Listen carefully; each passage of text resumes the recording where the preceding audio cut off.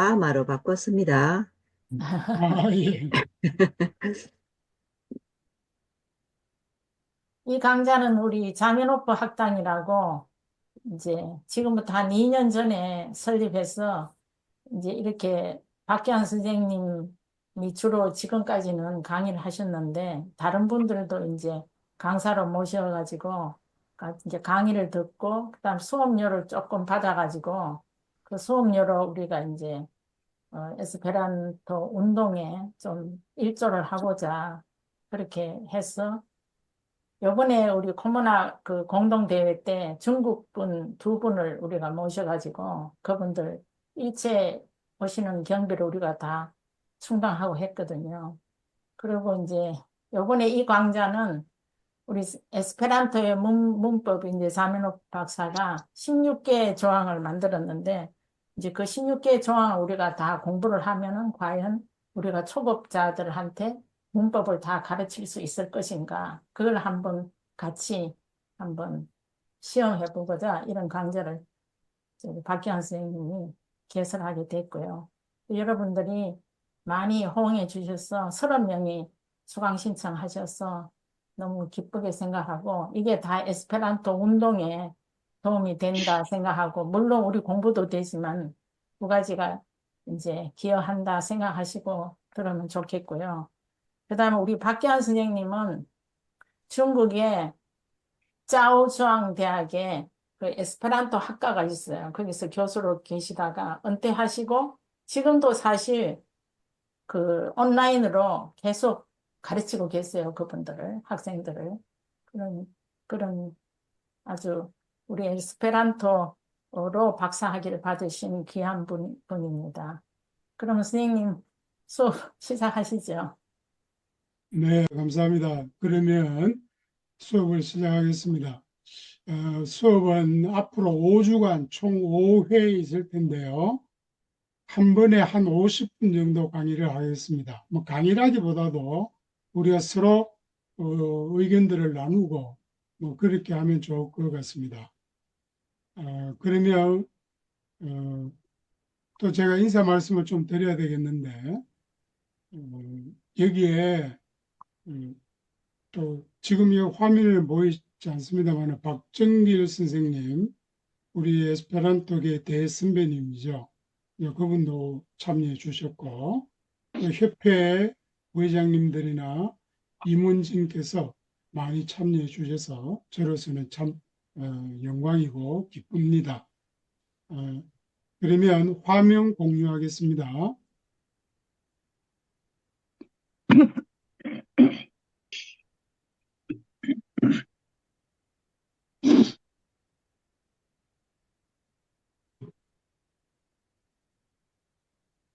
음, 잠깐만요. 현재 이 화면이 잘 보이시나요? 네. 네. 네, 좋습니다.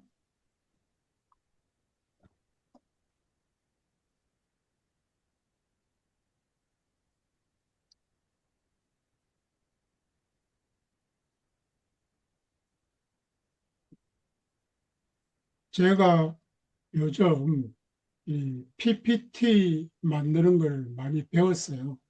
그래서 예, 이 포토라고도 하고 뭐 PPT라고도 하는데 이것을 좀 이리저리 예, 많이 만들어 봅니다. 어, 우리 강좌의 제목은 기본 문법 16개 조항으로 에스페란토를 배우고 가르치자 이렇게 정해봤습니다. 그러니까 지금 이 자리에 계신 분들이 그저 단순히 초급 문법 배우러 오신 분들은 아닌 줄로 제가 압니다.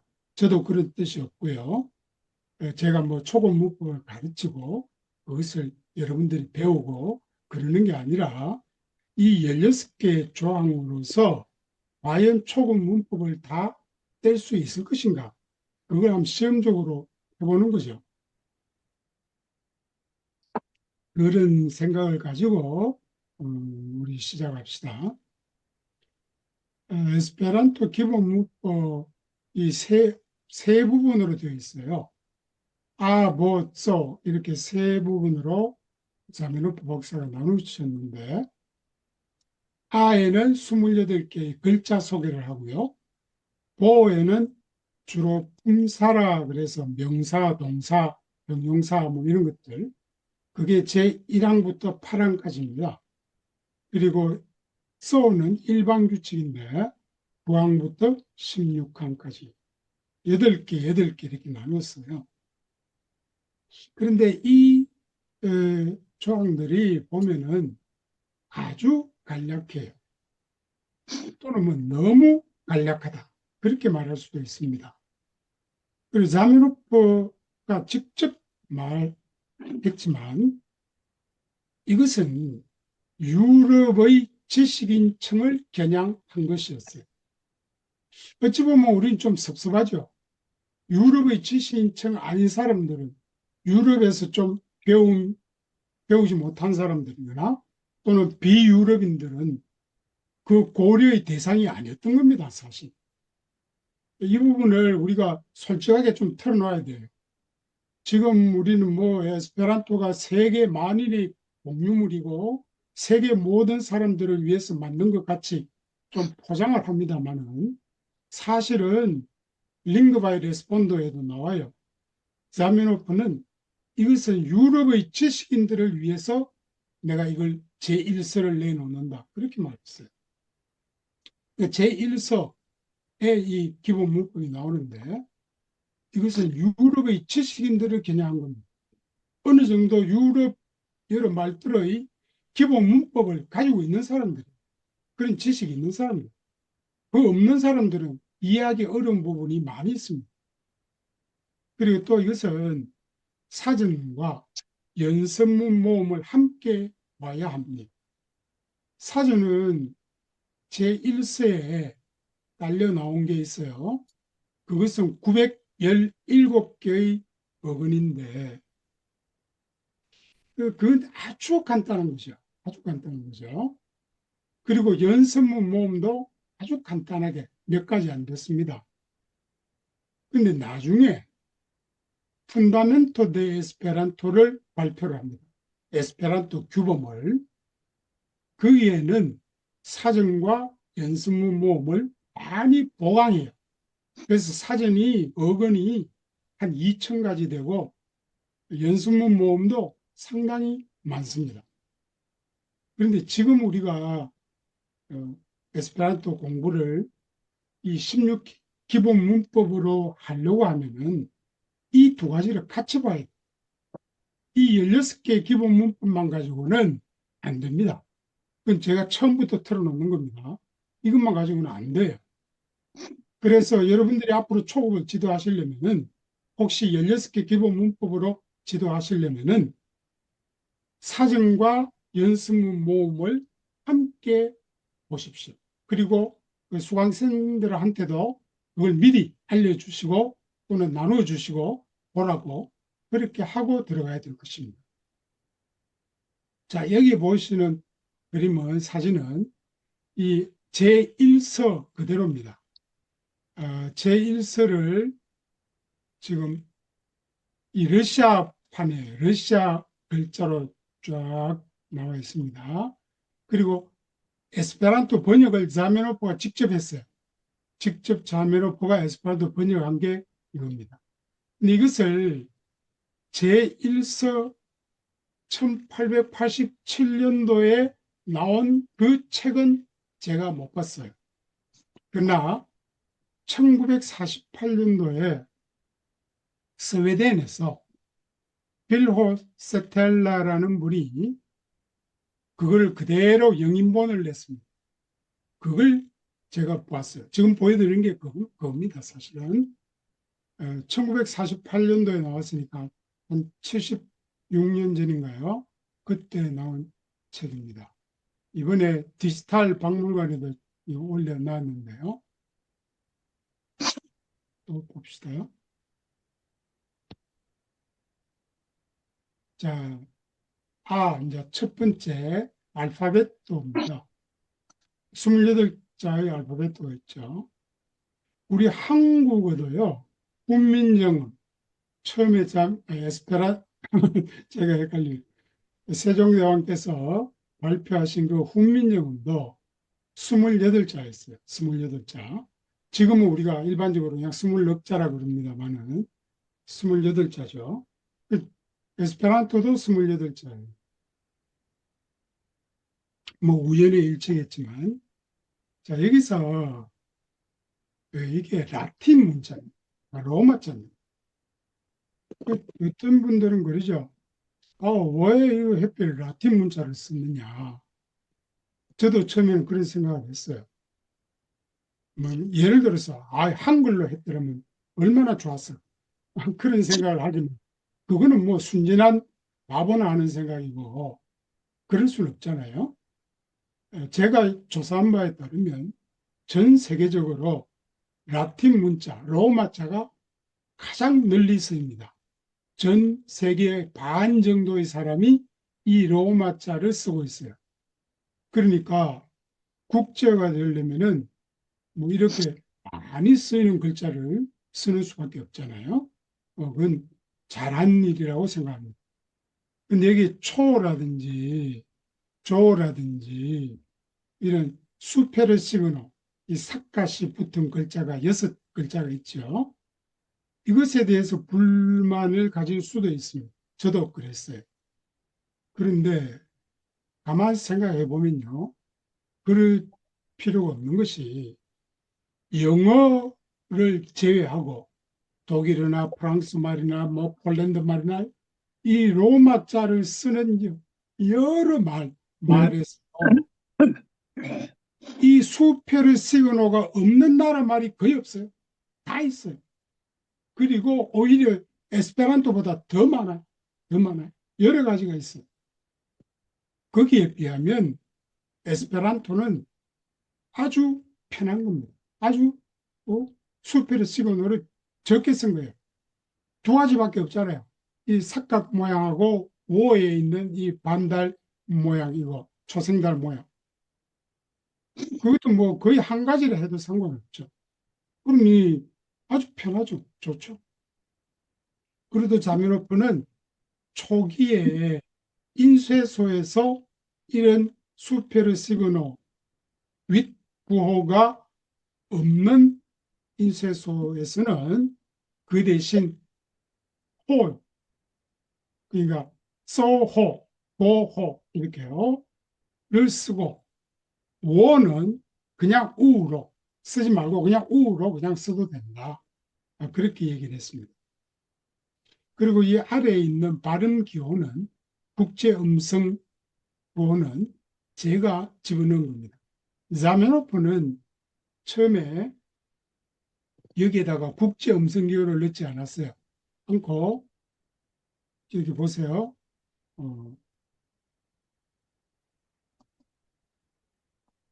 여기 보면은 여기에 들어가 있는 것은 국제 음성 기호가 아닙니다. 아니고 이것은 슬라브 러시아 글자입니다. 슬라브 글자예요.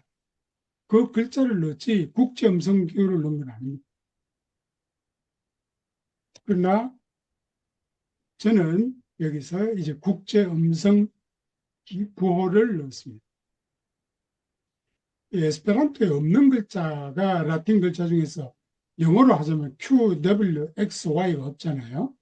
이것을 가끔 우리가 에스페란토 문장 가운데서 읽어야 할 때가 있어요. 저도 이걸 아주 나중에 알았는데 여러분 이건 좀 알아두세요. Q는 한번 읽어보세요. 뭐라고 해요? 여러분 다 소리를 켜세요. 소리를 켜세요. 마이크를 다 켜세요. Q는 한번 읽어보세요. 코, 쿠어. 예, 좋습니다. 구, W는요? 누블라보, 블라보, 이게 재밌어요. 블라보, 영어는 누블라보, W라고 그러죠. W. 근데 에스페란토에서는 두블라보라고 해요. 누블라보, 두블라오가 아니에요. 누블라보, 두블라보입니다. 그거 좀 블라보, X는 뭐죠? 익소, 엑소, Y는요? 입실로, 예, 입실로노, 입실로노, 입실로노. 입실로노, 입실로노. 혹시 이거 오늘 처음 하시는 분 계세요? 네, 아마 처음이에요. 어쩌면 처음 들어보는 분들도 계실 텐데, 처음입니다. 오늘 이거 하나만 알아도 뭐 속된 말로 본전 뽑았다 그래 생각하십시오. 제 후어, 기억에 보블라보, 익소, 입실론 도블라보, 이 종종 그거는 쓰입니다. 종종 쓰여요. 노블라모 입실로노. 실로 자, 라틴 글씨. 넘어가겠습니다. 그 다음 품사가 나오는데요. 이제 1항 부정관사는 존재하지 않고, 글로리는 아니면 한번 읽어주실래요? 한글 부분을. 네. 부정관사는 존재하지 않고 정관사만 존재하는데 그것은 라이다. 그리고 이 관사는 성, 격, 수에 따른 변화가 없다. 밑에도요. 주의. 관사의 용법은 다른 말에 있어서와 같다. 관사를 사용함에 있어 어려움이 있는 사람들은 시작 단계에 있어서는 전혀 쓰지 않아도 좋다. 예, 자메노프가 이렇게 말했어요. 그러니까 여러분, 관사를 써야 될지 말아야 될지 좀 애매한 경우에는 안 쓰는 게 안전하죠. 안 쓰는 게 안전해요. 혹시 말이죠, 애매한데 그냥 습다가 그것이 큰 실수가 될 수도 있어요. 그러니 잘 모르겠다 싶으면 쓰지 마십시오. 그게 제일 좋은 방법입니다. 여기 밑에는 이제 자메노프가 직접 쓴 에스페란토 문장이 나옵니다. 뭐 어려운 건 아니에요. 자, 여기서 관사에 대해 자세히 설명하고 있지 않으나 부정관사와 정관사라는 용어를 쓴 것으로 보아 우리는 에스페란토의 라는 관사를 가지고 있는 여러 말들에 있어 정관사와 같은 역할을 한다는 것을 알 수 있다. 그러므로 다른 자연어의 정관사 용법을 적용하면 될 것이다. 저도 어떤 데는 에스페란토에서는 정관사라는 말을 쓰지 않고 그냥 관사 그래요. 관사. 근데 자메노프는 정관사라고 그랬어요. 이 위를 한번 보세요. 여기 보면 articollo ne definita ne existas. existas nur articollo definita la 이렇게 되어 있잖아요. 여기 자메노프 본인이 부정관사, 정관사 이런 용어를 썼어요. 그러니까 에스페란토에서는 정관사만 있는 겁니다. 부정관사는 없어요. 근데 하나밖에 없으니까 뭐 그냥 관사라 그래도 되는 거죠. 그리고 자메노프는 관사를 품사의 하나로 보고 있습니다. 그러나 오늘날에는 이것을 하나의 품사로 보지 않습니다. 호이보, 에스페란토 대사전이죠. 거기서는 파르티쿨로라 합니다. 이 파르티쿨로라는 말은 우리말로 뭐라고 옮길지 저도 좀 애매한데요. 이것은 아주 작은 어떤 덩어리 그런 말이에요. 그러니까 이것은 그래요. 한국말로 뭐라고 할지 좀 헷갈립니다. 파르티쿨러라고 하고 부르고 있어요. 그리고 파그, 문법 대개라고나 할까요? 그 플레나 아날리자 그라마티쿠 데 에스페란토죠. 거기에서는 형용사 설명에서 같이 설명하고 있어요. 라를 따로 떼지 않고 형용사 부분에서 설명하고 있습니다. 자, 여기서 우리가 재밌는 생각을 몇 가지 해볼 수 있어요. 첫째는 이 라도 우연의 일치로 아로 끝나잖아요. 아, 라. 형용사도 아로 끝나잖아요. 그래서 라도 형용사로 볼 수 있겠구나 이렇게 생각할 수 있잖아요. 근데 근본적으로 그렇게 볼 수가 없습니다. 그렇게 보아서는 안 됩니다.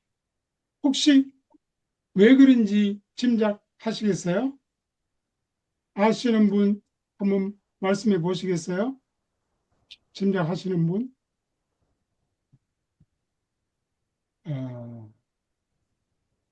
이건 사실 좀 문법적으로 깊이 파고들어야 되는 문제인데요. 예, 형용사는 끝에 어미가 아가 붙잖아요. 근데 만약 라를 끝에 있는 아를 어미라고 본다면은 그 앞에 하나 남는 로, 영어로 하면 로, 그 한 글자가 어근이 되는 셈이죠. 그런데 에스페란토 단어 중에는요, 자음 하나만으로 어근이 되는 건 없습니다. 거의 이거는 뭐 규칙과 같아요. 자음 하나만으로 가지고 어근이 되는 건 없어요. 그러니까 라를 로하고 아로 분리를 못 시킵니다. 그냥 그 하나의 덩어리입니다. 하나의 덩어리. 그런 걸 우리가 생각해 봐야 돼요. 그러면 동시에 또 이런 생각도 들죠. 그러면 글자의 이름, 보, 써, 이런 거는 어떻게 되느냐. 부에 오를 붙여서 보 그러잖아요. 그것도 버하고 오로 나눌 수가 없어요. 그냥 보 하나입니다. 보 하나예요. 오가 명사 의미가 아니에요. 거기서 그냥 보 자체가 하나의 이름입니다. 라가 하나의 단어이듯이 보가 하나의 단어예요. 자, 그런 것도 여러분 아마 처음 들어오실 거예요. 이런 것도 여러분이 에스페란토 강의를 하시면서 여가 시간이 있으면 이렇게 서로 얘기를 해보면은 좋습니다. 이 수강생들이 선생님 문법적으로 대단하시다 이렇게 생각할 수 있어요. 그런 걸 한번 여러분 잘 염두에 두세요. 자, 그 다음 그 밑에 읽어보겠습니다. 정관사는 기본적으로 앞에서 이미 언급된 명사를 다시 언급할 때와 세상에 단 하나뿐인 것을 언급할 때 사용합니다. 기본적으로 그렇습니다. 이미 앞에서 한번 언급한 명사를 다시 언급할 때, 그리고 또 이 세상에 하나뿐인 태양이라든지 지구라든지 그런 거 있죠. 그런 걸 언급할 때 사용해요. 이 외에도 여러 가지 또 사용법이 있습니다. 저도 잘 몰라요. 복잡합니다. 그건 여러분들 다른 언어, 영어나 프랑스어나 이런 데 정관사 사용법을 적용해 보셔도 됩니다.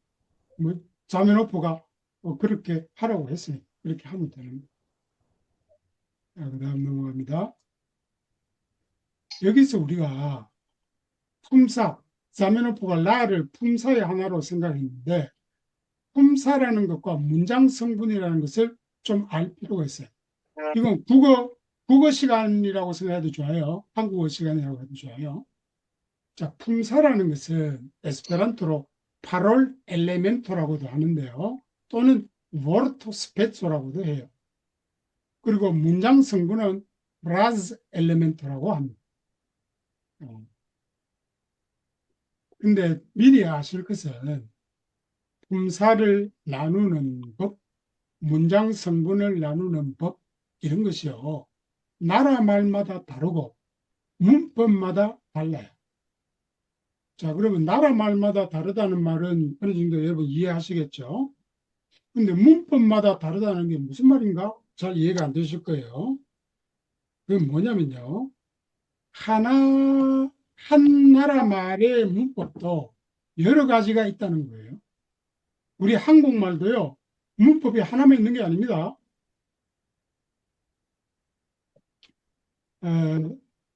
한국어를 깊이 전공하지 않은 분들은 잘 모르는 일인데, 우리 한국말 문법에도 학교에서 배우는 문법을 학교 문법이라고 그래요. 그 외에도 최현배 문법, 허웅 문법, 주시경 문법, 뭐 이런 문법들이 많이 있습니다. 저도 예를 들어서 한국어 학자로서 이름을 떨치게 된다면 박기화 문법 그렇게 할 수 있는 거예요. 누구나 그렇게 할 수 있습니다. 그래서 그런 문법마다 다 달라요. 그러니 그걸 먼저 여러분 생각하시고 보세요. 엘스타라 여기 한글 부분 한번 읽어주세요. 품사, 명사, 대명사, 수사, 동사, 형용사, 부사, 전치사, 접속사, 간판사 9개. 문장 성분, 주어, 목적어, 서술어, 보어, 상황어, 수식어, 접속어, 독립어 8개. 네, 잠깐. 자, 먼저 보니까 표가 확 나죠.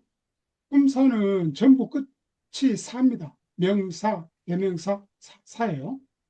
문장 성분은 어입니다. 주어, 목적어 이렇게 다 어입니다. 그리고 지금 품사가 9개, 문장 성분이 8개로 되어 있는 것은 에스페란토 문법 중에 바퀴와 문법입니다. 제가 이렇게 정했어요. 그런데 호이보나 파그를 보면요, 달라요. 거기에서는 품사가 10개고 문장 성분이 8개입니다. 자, 품사가 그러면 하나 더 많잖아요. 왜 많은가 보니까 접속사가 수부용급세어와 콘용급세어의 나뉩니다. 대등 접속사와 종속 접속사로 두 개가 분리가 돼요. 그래서 10개입니다. 그래서 10개가 돼요. 근데 저는 아무리 봐도 그걸 분리시킬 필요가 없겠다 싶어서 그냥 접속사 하나로 그냥 뭉쳐버렸어요. 그래서 9개가 되는 거죠. 문장 성분은 상황을 하는 것은 여러분 아마 처음 들어보실 텐데 여러분들이 쉽게 아는 용어를 쓰자면 부사어 그렇거든요. 부사어. 부사어를 말하는 거예요. 접속어와 독립어 이걸 저는 내세웠습니다. 근데 파거나 그런 쪽에서는 그런 게 없습니다.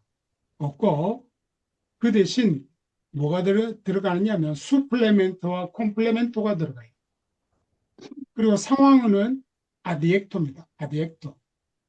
부사의 부사 아드베르브하고 좀 혼동될 수도 있는데 이건 아디액토라고 그래요. 또 형용사 아디액티브하고 또 헷갈릴 수도 있어요. 조심하세요. 이거는 문장 성분으로서 상황어, 부사어라는 겁니다. 아디액토. 그리고 수식어가 에피테토고요. 수플레멘토가 뭐냐? 콤플레멘토가 뭐냐? 먼저 콤플레멘토를 보면요. 동사와의 관계를 나타내는 겁니다. 동사를 빼고 그 나머지는 다 콤플레멘토예요. 그러니까 에스페란토에서는 동사와 서술어가 같아요. 동사와 서술어가 같습니다. 한국말에서는 그렇지 않지만 그러니까 서술어 동사를 빼고 주어, 목적어, 뭐 형용사, 부사 모두가 콤플레멘트가 될 수 있어요. 자, 이런 거는 문장 성분이라고 문장 성분의 하나로 내세우기가 좀 저는 왠지 맞득치 않습니다. 근데 지금 파거나 포이버스는 그러고 있어요. 동사 외에는 다 콤플레멘트예요. 그 다음 수플레멘트는 뭐냐? 동사 외에 명사와 형용사의 관계, 명사와 또는 뭐 다른 뭐와의 명사와의 관계, 또 형용사 입장에서는 형용사와 명사의 관계, 또 부사의 관계 입장에서는 부사와 형용사의 관계, 부사와 부사의 관계 이런 겁니다. 동사를 제외한 다른 성분들, 다른 성분들과 또 다른 성분들과의 관계, 그걸 다 수플리멘트라고. 이런 것들은 여러분들 보이고 사진 찾아보면 잘 나와요. 그러니까 사진을 한번 보십시오. 시공관계상 넘어갑니다. 제2항, 저기에 우리 강 부회장님 한번 읽어주실래요? 명사는 어미 오를 가진다. 복수를 만들 때에는 오 뒤에 어미 이를 덧붙인다. 격은 두 가지만 있으며 그것은 주격과 목적격이다.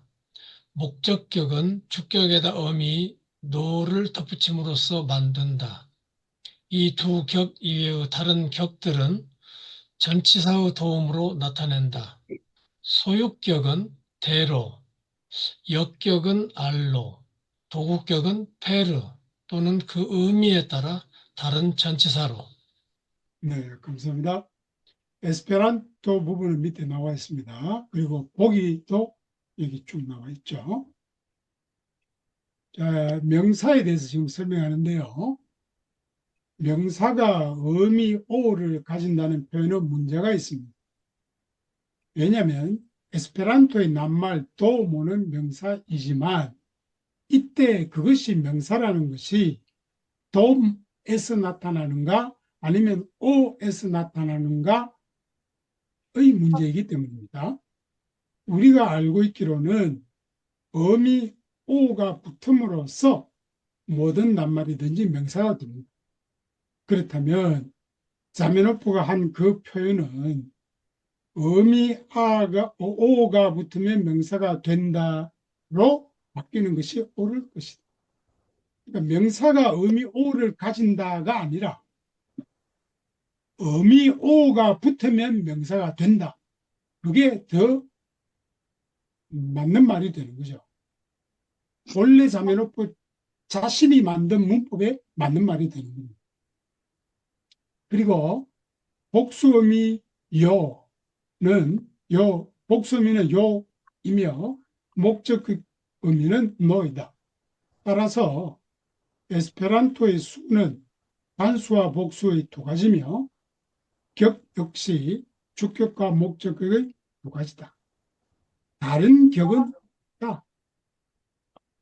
근데 자메노프는 여기서 이 두 격 이외의 다른 격들은 전치사의 도움으로 나타낸다. 이렇게 말하고 있어요. 자, 자기가 한 말을 지금 뒤엎는 거예요. 자가당착의 얘기를 하고 있습니다. 에스페란토에 다른 격이 없어요. 없어요. 그런데 자메노프는 다른 격은 이렇게 한다. 이렇게 말해요.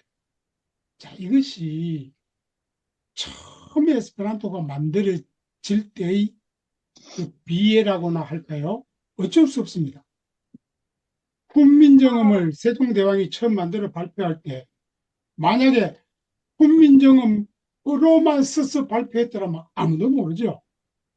할 수 없이 한자로 써서 발표했습니다. 지금 여기도 자메노프가 에스페란토로 발표하는데 에스페란토식으로만 쫙 얘기해가지고는 사람들이 이해를 못해요. 그러니 이미 알고 있는 다른 나라 말들의 어떤 경우들을 인용할 수밖에 없어요. 그래서 이해를 도울 수밖에 없어요. 안 그러면 말이 설명이 안 되는 거거든요. 그래서 다른 격이라는 표현을 쓰는 거예요. 그리고 단수는 복수 의미를 붙이지 않은 상태이며 주격은 목적격 의미를 붙이지 않은 상태. 그러니까 그 의미를 붙이면 복수가 되고 그 의미를 붙이면 목적격이 되고 아니면 단수가 되고 주격이 되는 거예요. 잘 이해하셔야 됩니다. 자, 여기서 격에 대한 설명이 필요합니다. 격의 기능은 한국말의 조사, 이걸 후치사라고도 합니다. 의 기능과 비슷하다. 그래서 여러분 한국말 사전을 찾아보십시오. 격은 체언이나 명사구가 스스로에 대해 가지는 자격, 이렇게 설명되어 있습니다. 체언이 또 뭐냐? 국어를 전공하지 않은 분들은 좀 어려워할 수 있는데요. 체는 몸이라는 뜻이잖아요. 어는 말이라는 뜻이잖아요. 몸말 이렇게도 부르는데 명사, 대명사, 수사 이 세 가지입니다. 명사, 대명사, 수사 이 세 가지를 체언이라고 그래요. 그러니까 한국 문법인데요. 동사, 형용사 이 두 가지를 아시는 분은 아시겠습니다만은 용언이라고 그래요. 용언. 쓸 용자를 써서 용언이라고 그래요. 자, 그러면 체언은 왜 그 세 가지를 합쳐서 체언이라고 그러느냐? 그것은 주어로 쓰일 수 있습니다. 목적어로 쓰일 수 있습니다. 여러분 생각해보세요. 명사 주어로 쓰일 수 있죠. 대명사 주어로 쓰일 수 있어요. 수사 주어로 쓰일 수 있어요. 하나가 있다. 둘이 왔다. 주어로 쓰일 수 있죠. 그래서 이런 세 가지의 단어를 뭉쳐서 체언이라고도 부릅니다. 체언. 그리고 형용사와 동사는 서술어로 쓰입니다. 나는 간다 할 때 간다. 꽃이 예쁘다 할 때 예쁘다. 이게 동사와 형용사입니다. 이런 것들은 서술어로 쓰일 수 있어요. 서술어. 그래서 그것을 용언이라고 해요. 용언. 자, 지금 이건 한국어 문법입니다. 그런데 에스페란토에서도 체언이라는 개념은 아실 필요가 있어요. 에스페란토에서도 명사, 대명사, 수사는 주어로 쓰일 수 있습니다. 그리고 목적어로 쓰일 수도 있어요. 그래서 하나로 묶을 수 있습니다. 자, 그리고 이 제2항에서 사전에 실린 여러 전치사를 익힐 필요가 있습니다. 전치사를 한번 봅시다. 저도 이번에 이 도표를 처음 만들어 보았는데 35개가 일목요연하게 보이죠. 이 도표를 보고 여러분 제일 처음 느끼는 게 어떤 느낌을 느껴요? 다나님 어떤 느낌을 받았습니까? 철자가 비슷한 전치사끼리 정리가 되어 있어요. 네네. 그래서 그 맨 앞 글자 아보조 순으로 쭉 제가 지금 해놨잖아요. 네. 그 중에 제일 많은 게 뭐예요? 포. 그렇죠. 포로 시작하는 게 제일 많아요. 저도 이번에 새롭게 이걸 인식했습니다. 포로 시작하는 게 7가지 있죠. 그 다음으로 많은 게 뭐예요? 아, 소. 그렇죠. 아와 소. 왔어. 그 다음은 도와 코가 있죠. 이런 걸 뭐 별건 아닙니다만은 뭐 한번 인식해 두는 것도 좋아요. 여러분 에스페란토 사전을 잘 보시죠. 저는 요즘 종이로 된 사진은 뭐 거의 안 봅니다. 안 보는데 요즘 아마 여러분들도 그러실 거예요. 종이로 된 사진은 뭐 거의 안 보시잖아요. 근데 예전에 이제 제가 에스페란토 처음 배울 때는 다 종이로 된 사진만 이제 봤어요. 그걸 보면 더 많이 느낄 수 있는데요. 에스페란토 단어 중에 아보 쪼쪼 이렇게 나왔을 때 맨 앞 글자가 제일 많이 쓰인 단어들이, 그러니까 단어 수가 제일 많은 게 무슨 글자겠어요? 생각해 보셨나요? 코나소? 맞습니다. 코입니다. 코. 네. 코가 제일 많아요. 음. 코가 엄청나게 많습니다. 한번 여러분 사진 한번 보세요. 한번 보시면 그걸 느낄 수 있어요. 여기에 두 가지 빨간 걸 아마 여러분 모르시는 분들도 꽤 계실 텐데, 시스 혹시 아세요? 시스. 실제로 방 혹시 시스 들어보셨나요? 체스는 못 들어보고 파르는 들어봤습니다. 아, 예. 파르도 이거 모르시는 분들이 많은데, 시스는요, 혹시 아시는 분 아세요? 계세요? 문학에서 보. 찌는 시스하고도 완전히 다르죠? 타마라님은 혹시 들어보셨어요? 아니요, 처음 봅니다. 그래요. 뭐 아마 대부분 처음 보실 것 같은데 자주 쓰이진 않아요. 이 지스하고 비슷해요. 지스의 조금 다른 말인데, 예를 들어 지슬라 리베로, 지슬라 리베로 하면 강까지잖아요. 강까지. 근데 강은 폭이 있죠. 폭. 강물이 흐르는 폭이 있잖아요. 그럼 지슬라 리베로 같으면 강이 시작되는 이쪽 편까지 가야 되느냐, 강을 건너서 저쪽 편까지 가야 되느냐, 이게 조금 애매해요. 그렇죠? 그런데 일반적으로 지스 그러면 강물 건너서, 강폭을 건너서 저쪽 언덕까지 가라는 겁니다. 그게 지스예요. 지스. 이루 지슬라 리베로 그러면은 그 강을 건너서 언덕까지 가라는 겁니다. 그러나 이루 시스 발음이 어려워요. 시슬라 리베로 그러면요, 그 강을 건너기 전에 이쪽 편 언덕까지 가라는 그런 차이가 있어요. 사진 찾아보십시오. 나옵니다. 자, 그 다음 far. far는 여러분 아시죠? 신여로 방 들어보셨다는데 far 설명해 보실래요? 뭐, 먼 것으로 만들어진 뭐 그런 의미로. 아, 먼 곳이, 완전 맞았습니다. 먼이라는 뜻이, 먼. 무엇으로가 아니고요. 누구누구에 의해서 만들어진입니다. 누구누구에 의해서 만들어진. 그러니까 우누알리브로 파르자메노 이럴 수 있어요. 우누알리브로 파르자메노. 파르는 누구누구에 의해서 만들어진 그런 뜻입니다. 파르데라고도 써요. 파르라고도 쓰고요. 이 두 단어도 오늘 아셨다면 본전 건졌다 그렇게 생각하십시오. 자, 이 전치사를 여기서 같이, 이게 앞부분이니까 전치사를 미리 알고 들어가야 돼요. 에스페란토 우리 초급 과정 일에 하다 보면은 전치사가 처음부터 나와요. 어쩔 수 없어요. 그건 전치사 모르면 말이 안 돼요. 그래서 미리 일찍 전치사를 좀 공부하는 게 좋습니다. 자, 그러면 오늘은 여기까지인데요. 시간이 이제 다 돼갑니다. 혹시 질문 있으시면 질문하십시오. 선생님, 네, 아까 체험 용언에서 예. 부사어는 그러면 어디로 혹시 부사는 그냥 부사어입니다. 부사어라 그래요.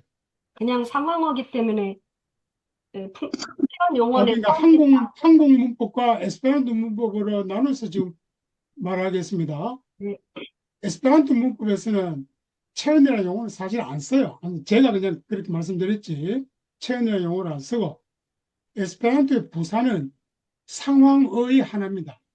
상황어는 부사만 있는 게 아니라 전치사 구도 있고요. 또 다른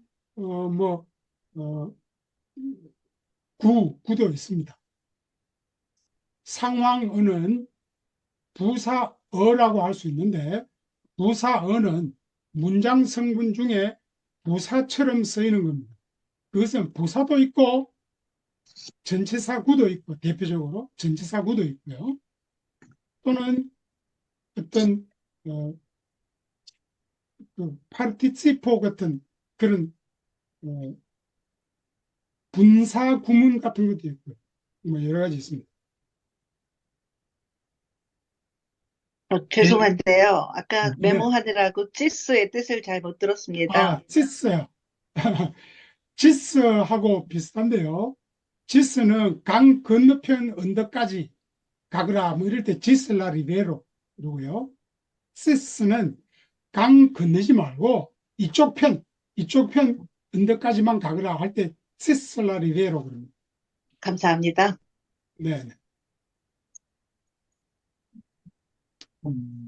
어떻게 오늘 강의가 좀 만족스럽습니까? 더 질문 하나 하고 말씀드릴 게 하나 있는데요. 네네. 먼저 말씀 하나 드리면 품사와 문장 성분에서 네. 품사는 뭐 나라말마다 문법마다 다르다 이렇게 얘기를 하셨지 않습니까? 네네. 요건 그 우리말이라고 표현되는 그 할 수 있는 그 남과 북의 한국어가 이 차이가 상당히 심하거든요. 그렇죠, 그렇죠. 저 남쪽의 학교 문법에서 다루는 거하고 북쪽에서 공식적으로 인정되는 문법에서 예, 예. 그 품사의 수가 엄청나게 다릅니다. 아, 그렇죠. 지금 네, 실제로 방금 북쪽 상황을 잘 아시니까 네. 그러시는데, 전 또 그- 북쪽 상황을 잘 몰라요. 네.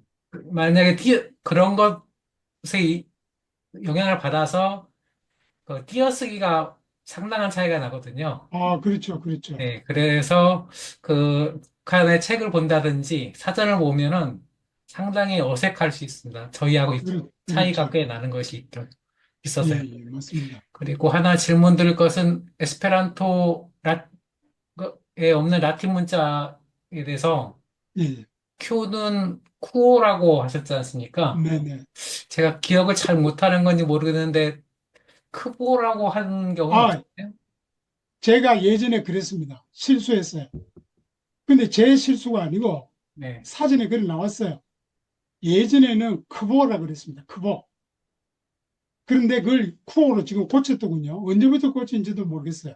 아, 왜 고쳤는지 아시겠어요, 혹시? 아니, 그 전에 2006년도에 제가 입문할 때는 이미 쿠어였어요. 아, 그때는 예, 그거였어요. 그 어학위원장님이 이미 쿠어로 가르쳤고, 네, 크보는 아마 뭐 왜 쿠어로 바꿨는가는 생각을 그때 뭐라고 설명하셨는데 정확히 기억이 안 나요. 그 네, 얘기도 허성 선생님이 현재 어학위원장이 설명하셨었어요. 네. 아마 허성 오늘 우리가 다룬 내용 중에 답이 될 만한 게 있습니다. 만약에 크보라 그러면요.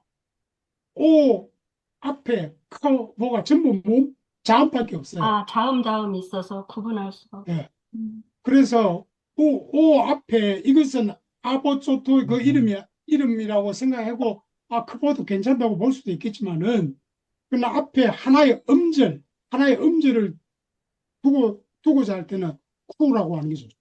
쿠오. 그래야 오 앞에 또 모음이 하나 있어요. 모음이 네, 하나 있어요. 알겠습니다. 네. 자, 질문이 없으세요? 그러면 우리가 전부 사진을 한번 아까 국장님이 사진을 한번 같이 저기 제안을 하셨는데 네. 그 선생님이 공유만 내려주시면 공유를 종료하겠습니다. 네, 공유 네, 지 좋습니다. 예, 저기 좋습니다. 지금 얼굴 안 나오시는 분들도 좀 내놔주시면 좋겠고, 한글로. 예, 예. 네, 네, 그래서 프린트 스크린 하면 되죠, 뭐. 네, 이쁘게. 글라라님 사진이 얼굴이 안 보이시네. 응? 누구? 글라라. 글라라. 자, 글라라가 나오셨었는데. 글라라? 이 에스페란토에서는 뭐라 그래요? 우리 뭐 김치 이러는데 뭐라 그러죠? 트리 이러면 어떻게? 트리 글이 안 해도 다 예쁘십니다. 트리 저는 눌렀습니다. 각자 누르세요. 아니, 잠깐만요. 눌러서 배포해 주시는 거죠? 그래도 되고요. 뭐 각자 눌러도 되고. 트리 그래서 아니야, 트리. 다시. 뭐 마테나 때문에 다시. 다시요? 예. 마테나 때문에 다시. 예쁘게 트리. 웃어주세요. 네, 모두 좋습니다. 네. 박정기 선생님 여기 계시네. 박정기 선생님 저도 네. 영광입니다. 이렇게 와주셨어요. 예, 반갑습니다.